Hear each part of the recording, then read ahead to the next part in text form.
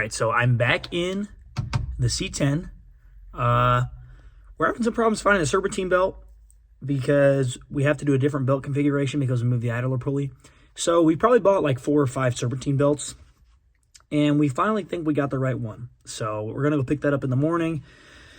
We're going to be cutting it close because we got to get it tuned at noon, and we have to finish everything up and then throw the serpentine belt on in the morning.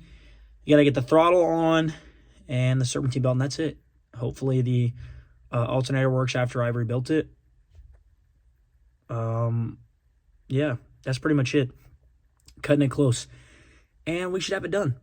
I don't know why I just said that out loud. All right, so here's the rundown. We put the serpentine belt on there, and it flew off because we're idiots and we forgot. So whenever you use a Camaro-style water pump, you cannot use the accessories from the truck because the Camaro-style water pump is sunk in a few inches because all the accessories on the Camaro and the GTO and all the cars that have the LSs are sunk in a few inches to fit into the body, fit into the engine bay. So we put the water pump on there, so our two options are either take the water pump pulley off and put another one on, or put a spacer on there. Can't do that, so we're going to have to pull that off and put the one from the truck on there. And tuning is in 3 hours. So we got to try and get that off there, put the other one on in the next 3 hours. And from what we're finding online, this is quite the impossible task, so we'll see how this goes. All right, so here we are pulling the truck water pump pulley off the truck water pump to throw it on the other one. So this one isn't as impossible of a task. So we'll be able to get this one off. It's just our gear puller is kind of falling apart.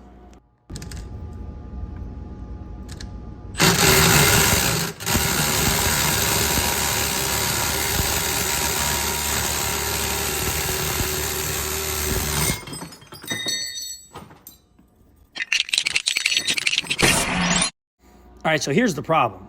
We got to get this one off of here now. This is the impossible one. We already tried with the pulley puller, and all it did was bend the lip. So we're going to have to... All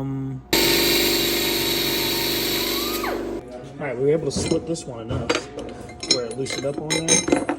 And then we pull it off with the pulley puller. So now I'm trying to get this one back on. All right, so we went and pressed this one on. We pressed it, oh, excuse me. We pressed it too far, so we had to pull it back out flush with the shaft right here. So we had to drill and tap this so we can pull this out and get a gear puller on there, but now it's lined up. We also had to put some spacers on here. Temporarily we put some nuts and lock washers, but we're gonna make some aluminum spacers like we did for that. So hopefully this stays on while we're tuning it. Get on the ladder. All right, tuning is in T-minus 8 minutes. And we still got a couple other things to button up, so we're rushing around. The water pump really set us behind. Getting it tuned. We made it. Barely, maybe. We'll see. See how it goes. All right, tuning went great. Whew. On our last pull, the alternator stopped working. The truck died. And we had to push it back here. From far away, way down there. Honestly, one of the easiest things I've ever done. So, light work, no reaction. All right, finally got the throttle cable, not using the one from the Camaro that we robbed off, so I'm gonna throw that on there. The alternator's still not working, and not really sure why that is, so we're gonna have to pull it apart and try and figure that out. But I'm sure it's just probably something stupid and simple that I missed when I was putting it back together. But yeah, we got to get that figured out right now. All right, so here's our big problem now. This alternator will not charge. All right, we took this alternator apart, got it sent off to get powder coated, put it back together, and it will not charge. We got this alternator, which works. We took all of our components off the back. You have your voltage regulator, your contactor, all your circuit board or whatever here. All right, I take it off and show you, but you kind of see the connections there. There's 3 connections. I'll show you on here. They all 3 go to the magnet. Then you have your stator or whatever that creates the charge. All right, there's not much to an alternator. You have this and this. These work together to make a charge. All these components on the back are brand new. All these components on the back are brand new. All right? It will not charge. It doesn't matter what we do. We swapped the bad components, we thought, from this one to this one, and now this one charges and this one doesn't. So it has to be the magnets. So not sure why that is, but that's what's going on. So here we go. Trying to figure it out still. Clean all this up and we'll try to throw it back together. All right, so here's the update on the alternator situation. This alternator was fine the entire time. We just had to grind down some parts of the alternator that needed ground. They weren't ground down all the way, so it was not working. We got those all ground down, finally got it back together, and it started making a really bad whining noise. Turns out when we put it back together, we forgot to put a little plastic retainer in there, so the bearing was just bouncing all over the place when it was under load. So put that back in, and now it works perfectly fine. Charge the battery up, and we're ready to throw everything back on and get everything all nice and put back together, and then hook the gauges up, and we are donezo. And this thing rips, by the way. We'll show you that. All right, so like I said before, we finally got some alternator to work. Now I just had to fix the oil pressure bung that was in there because it started to leak, so I had to put a new one in there because it stripped out a little bit. Yeah, we're just trying to button everything up.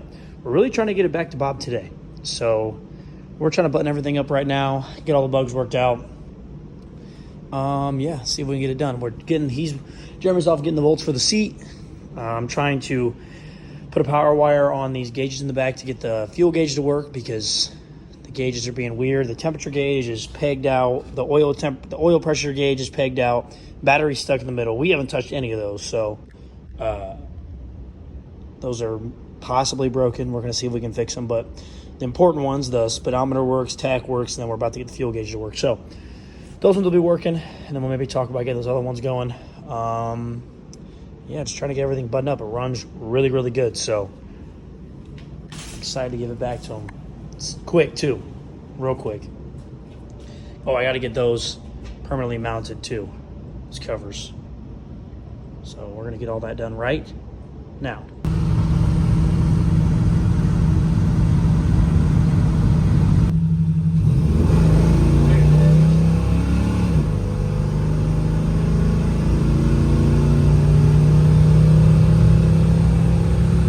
All right, we actually had to take the gauge cluster out, and we're having to repin some of these wires are in this plug. For the gauge that didn't work, we just threw some triple gauges in there for them to show battery, water temp, and oil pressure. And we're just getting everything thrown back together and buttoned all up, and hopefully going to give it back to him today. So let's get into it.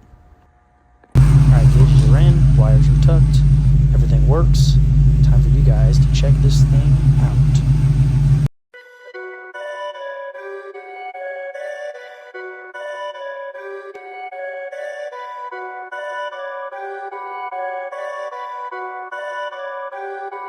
Perfect.